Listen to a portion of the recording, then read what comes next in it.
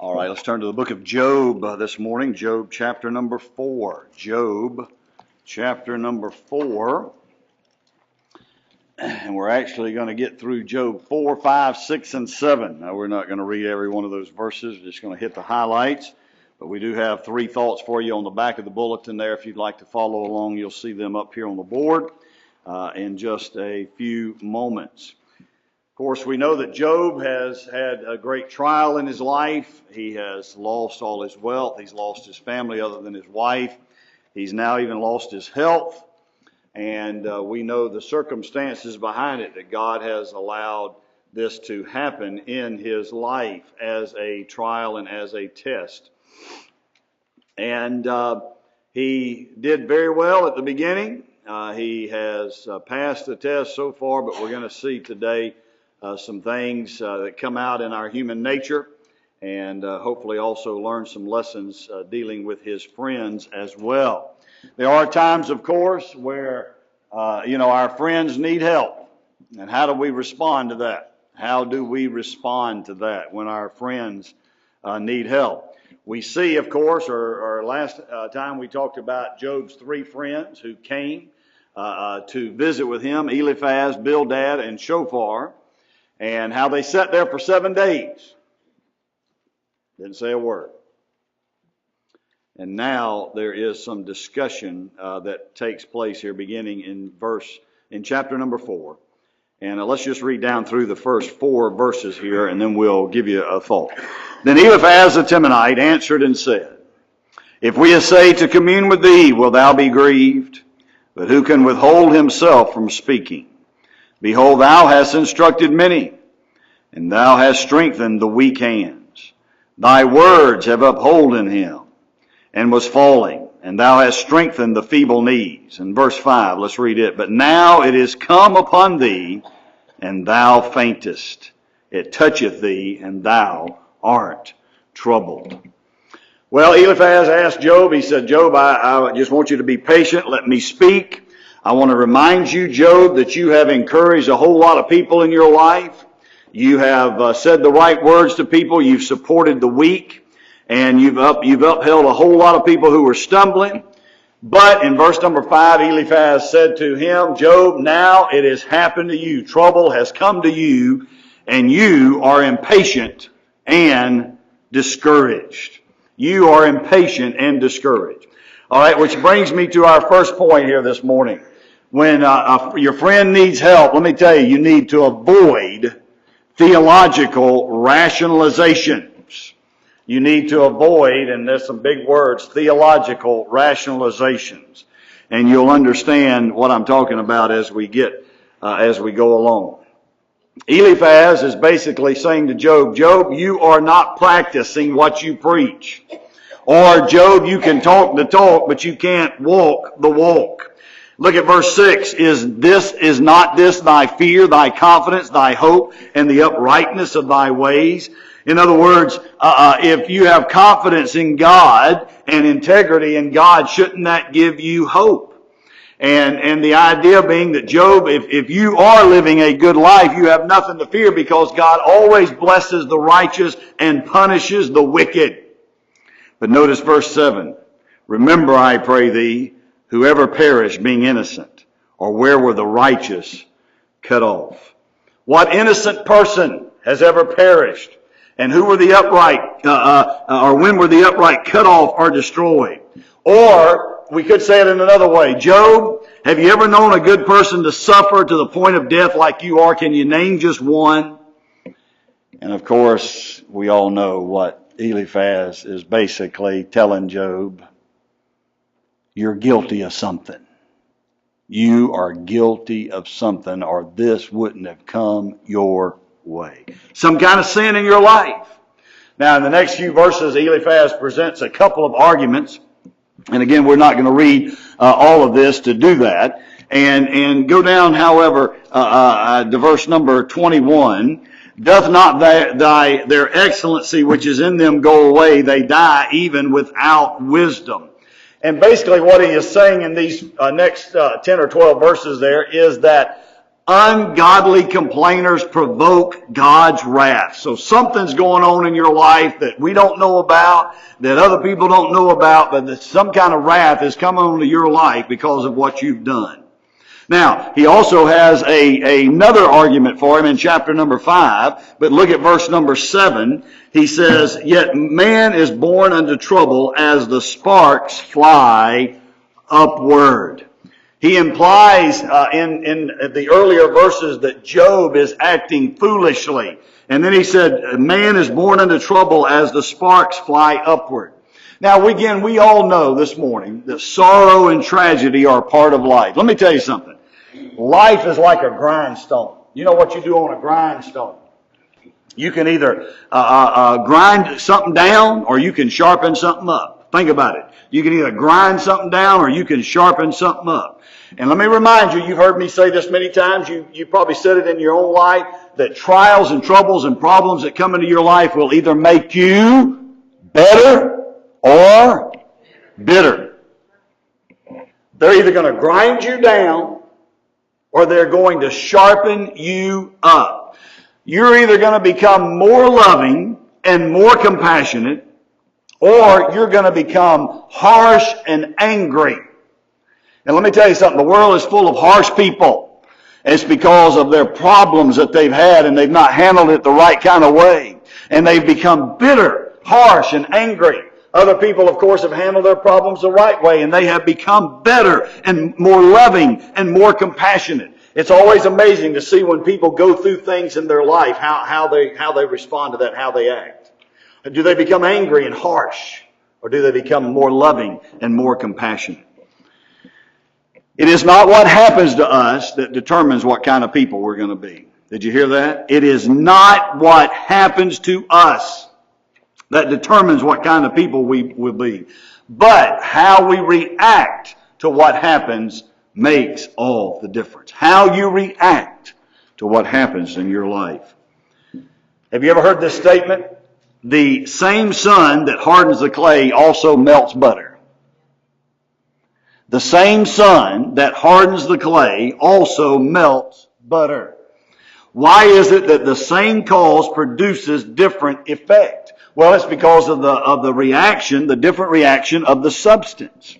And see, you know, we are different from clay or butter because we have a choice in how we're going to react. We have a choice. The butter has no choice in how it's going to react to the sun. The clay has no choice in how it's going to react to the sun. But we have a choice in how we are going to react to adversity. Again, we have no control, or not complete control anyhow, over what happens to us. Did you know that? None of us has complete control over what happens to us. If we did, we'd never let anything bad happen to us, would we? We'd all be perfect. We'd all be able to eat anything we want, never gain any weight.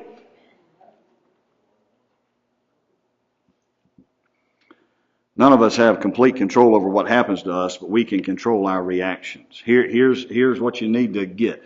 We decide whether the bad things that happen to us in life will make us better or bitter. You decide. Don't you blame anybody else. You decide that.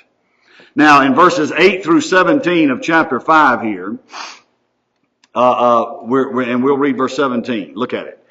Behold, happy is the man whom God correcteth. Therefore despise not thou the chastening of the Almighty. In other words, here's just point blank out. Eliphaz says, Job, the reason you've got these problems going on in your life is because of some kind of sin in your life. Now, let me tell you something. That, ladies and gentlemen, is a theological rationalization. And when your friend needs help, when they're hurting, when they're suffering, when they're going through problems in their life, the last thing they need is theological rationalizations. It should be avoided. Let me tell you something. You know, we talk about judging things, and that's a whole different message, really. But you better be careful. Matter of fact, you better make sure that there's not a big tree or big light pole hanging out your eye when you're looking at somebody else. And because somebody else has got a problem in their life, that does it. Now listen, Let me say it this way. Because somebody else has a problem in their life, it could be because of sin in their life. But you better be careful about making that theological rationalization, because it might be something totally different. It might be something totally different. Matter of fact, imagine how Job, Job was a good and godly man. Matter of fact, he went over and above to make sure that he was good and godly, and that his children were good and godly. He went over and above. And yet he went through all of this. So imagine. See, Job, let me tell you something. Job was not out there committing adultery on his wife. Job was not out there murdering other people. Job was not out there being a pedophile. Job was not out there lying to other people and cheating other people. Job was not out there stealing from other people. Job was not out there taking the name of the Lord thy God in vain. He was not putting anything else in his life ahead of God. And yet he had all these problems, and somebody says, man, you've done something bad. Oh, man, you have done something really, really bad. What is it? What is it?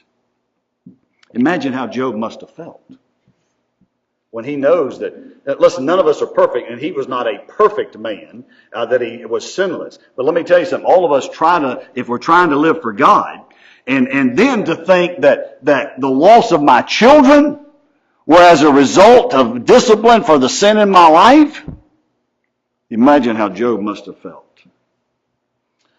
Let me tell you what to do when somebody else is going through troubles. Avoid theological rationalizations in your life. Secondly, here's what we also need to do. We need to allocate what a hurting friend needs most. Allocate what a hurting friend needs most. Look at chapter 6 of the book of Job, chapter number 6. But Job answered and said, oh, that my grief were thoroughly weighed, and my calamity laid in the balances together. For now it would be heavier than the sand of the sea. Therefore my words are swallowed up. For the arrows of the Almighty are within me, the poison whereof drinketh up my spirit. The terrors of God do set themselves in array against me. Doth the wild ass bray when he hath grass, or loweth the ox over his fodder? Now, you'll notice here, of course, that Job speaks up, but you do also notice that the other two friends, Bildad and Shofar, don't say anything right at this time. So when the other two friends don't automatically speak up and say, Eliphaz, what in the world are you talking about? Think about it. They don't say, shut your mouth. In essence, their silence means they agree with what Eliphaz just said to Job. So Job speaks up. And he says, listen, guys, there is no way that you can understand the torment that I'm going through. There's no way that you can understand the suffering that I'm going through. You cannot understand the burden and the grief that I have. Matter of fact, he said, if my burden and my grief were weighed and my troubles were put on a balance, they would be heavier than the sand of the sea. That's pretty heavy. Their words were rash. Their words were reckless. Job says the arrows of the Almighty are in him, and his spirit drinks of their poison. I mean, folks, he is suffering tremendously here. And then he's got friends who want to say, well, buddy, tell us what you've done wrong. Tell us what you've done wrong. And then in verse number 5, Job says, doth the wild ass bray when he hath grass, or loweth the ox over his fodder? In other words, you know what a bray is. If you hear a donkey bray, you know, it's this loud noise. This loud noise. It's a whine type thing that would come from a donkey. Maybe you've heard it before. And he says, I claim the right to bray like a donkey, or if there was an ox that didn't have any food and was starving, and the ox would cry out. And he is basically saying, I'm crying out for understanding. I'm crying out for expressions of compassion. I need something from you other than these theological rationalizations. Eliphaz, however, that's all he gave him.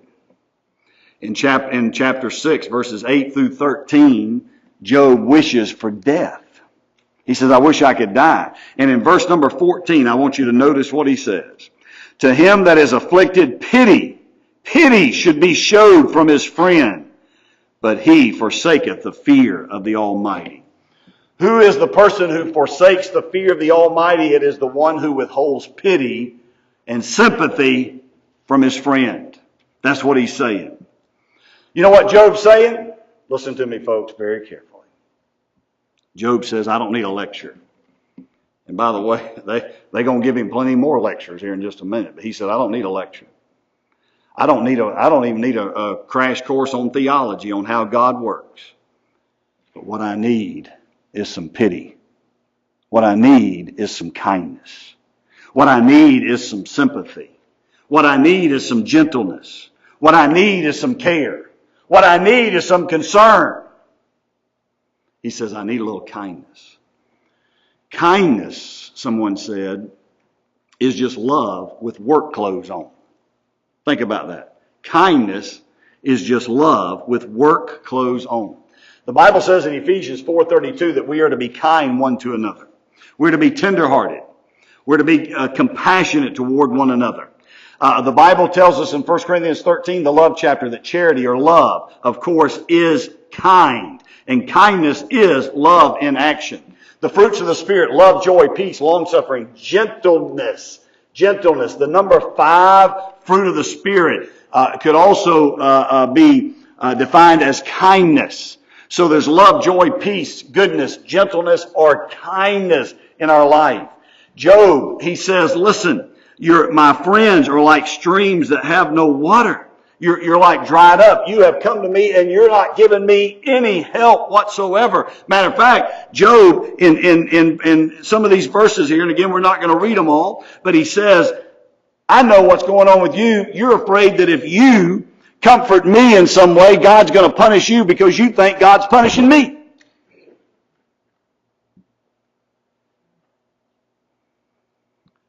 And then in verse 24, notice what he says of chapter 6. Teach me, and I will hold my tongue, and cause me to understand wherein I have erred. In other words, he says, tell me the sin that you believe God is punishing me for.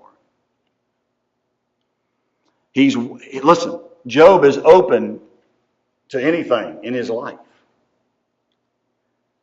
But he's certainly not open, however, to groundless insinuations and theological rationalizations. So what should we do when we need to help a friend? You ever heard of show a little kindness? Show a little gentleness? Don't sit back and say, well, they must be doing something wrong in their life. That's why God's done that. It very well could be. But even then, they need kindness and gentleness and compassion and prayer and love and encouragement. And so we should do that. And then thirdly, here in chapter 7, we should allow our friend to share his or her feelings. Allow them to share. Job continues on in chapter 7. He begins this response in chapter 6, and he continues on in chapter 7. And he compares himself to a slave or a hired servant. And he concludes his condition is absolutely much worse. He says, my body is clothed with worms and dirt.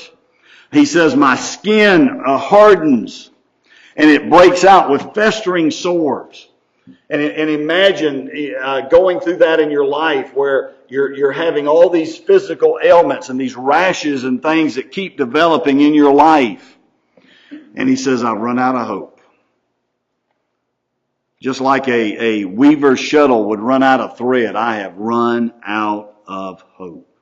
Imagine. Now, listen. Would you be a good friend to somebody if you made them lose even the little bit of hope that they had in their life? That's not being much of a friend, is it? But that's what these friends have come and done. They have caused Job now to lose what little bit of hope he did have. that his situation was ever going to be done right. Now, Job, of course, is just telling his true feelings here. And look at chapter 7 and verse 11, if you would. He says, therefore I will not refrain my mouth. I will speak in the anguish of my spirit. I will complain in the bitterness of my soul. He said, guys, you have no clue what's going on in my life, and I'm gonna tell you. I'm gonna tell you what's going on. Let me remind you of something for all of us here this morning, including this preacher, all of us. None of us really know what's going on 100% in other people's lives. None of us. None of us. Now, we know a little bit, and we know this and that and the other, but let me tell you something. Nobody knows 100% of what somebody else is going through. And when people are having struggles in their life, and boy, we want to jump on them in some kind of way, let me tell you something. We're not doing anybody any favors. We need to be kind and compassionate. And I'll tell you, one thing that will help for you to understand and for that person to maybe even feel a little better is for somebody to say, hey, tell me what's going on with you. Tell me what's really going on with you. Now, most of us don't want to hear it. And let me tell you something. There's some people, of course, you don't even say, how are you? Y'all know what I'm talking about? Y'all know what I'm talking about, right? There's some people you don't even say, how are you?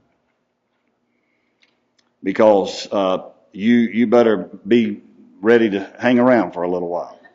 And listen, some of that's good, but some of that, of course, is just brought on and on and on. I'm talking about somebody that's really deep in their needs and that they can share their feelings with us and can tell us what's going on with them and how they're grieving and how this is whatever's going on with them has affected them. Don't go to somebody and say, well, I know you're struggling. I know you're suffering. What'd you do wrong? What'd you do wrong to get that disease? What'd you do wrong to get that problem in your life? You had to do something wrong. What'd you do? But instead we go to them and say, listen, I'm praying for you and I know you're struggling in some way. Would you be willing to share with me, really down deep what's going on? Job even wondered, he said, what despicable sin have I committed to deserve such suffering? And he even wondered here in matter of fact, look at chapter 7, verse 20. He says, I have sinned, what shall I do unto thee, O thou preserver of men? Why hast thou set me as a mark against thee, so that I am a burden to myself? And why dost not thou pardon my transgression and take away mine iniquity? For now shall I sleep in the dust, and thou shalt seek me in the morning, but I shall not be. In other words, he said, God, if I have done something, I want to be forgiven of it so that we can be done with this. But if you're not going to forgive me, let me be done with it and get me out of here. That's how deep it was. He was feeling that frustration in his heart. Now, someone has said this, revealing your feelings is the beginning of healing. Okay, and I believe that to an extent. But I'm gonna give you another thought here. When we have tough times in our life, and some people suffer with things really almost every day. Some people go through things we can't never even imagine. I can eat just about anything I want to eat. There's a lot of things I don't want to eat.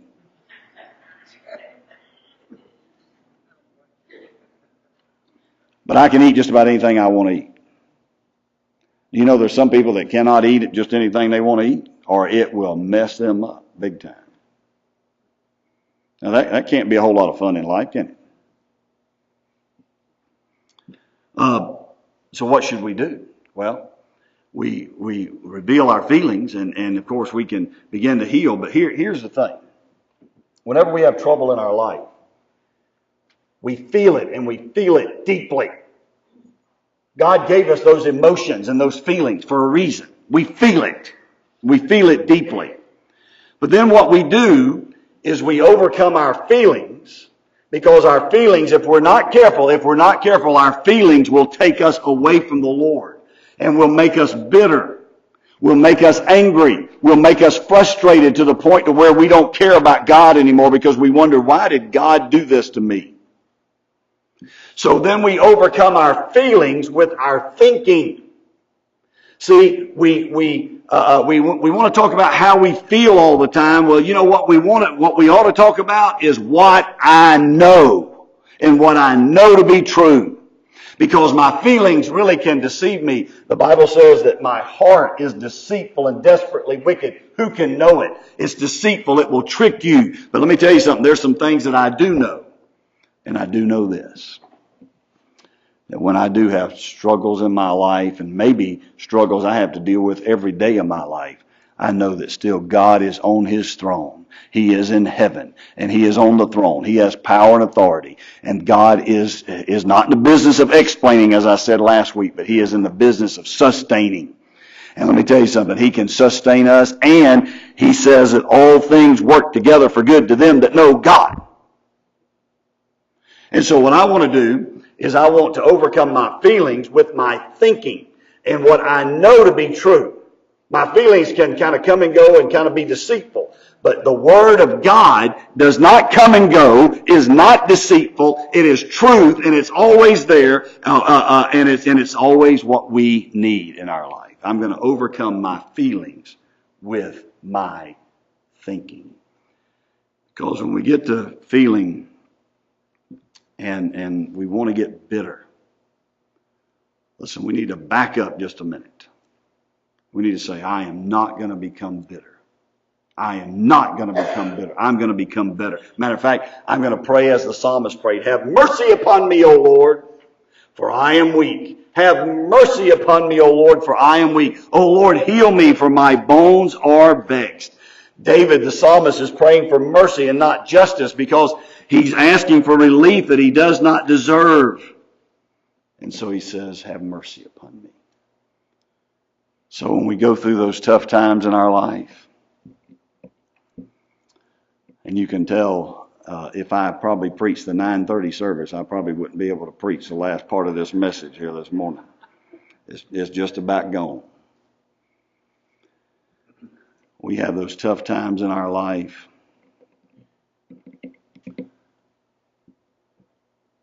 I'm just going to trust in the Lord with all my heart. Lean not to my own understanding. In all my ways, I'm just going to acknowledge Him. He's going to direct my path.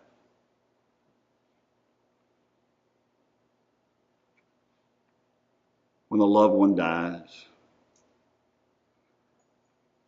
when I'm sick, when I'm ill, when my finances are not all they need to be, when somebody despises me or hates me, when somebody's trying to trouble me in some way, when my children have issues or have sicknesses or wayward, what am I going to do? Listen, I'm just going to stay strong for the Lord. I don't want to become bitter. I want to become better. Well, one thing when your friend is suffering, be careful about theological rationalizations. And then give them what they really need. You know what they really need? They need some kindness, some compassion. They need a big hug. They need somebody to write them a note and say, I'm praying for you. And then say, hey, you want to tell me what's going on? So I can really know what's happening in your life. Heads are bowed and eyes are closed.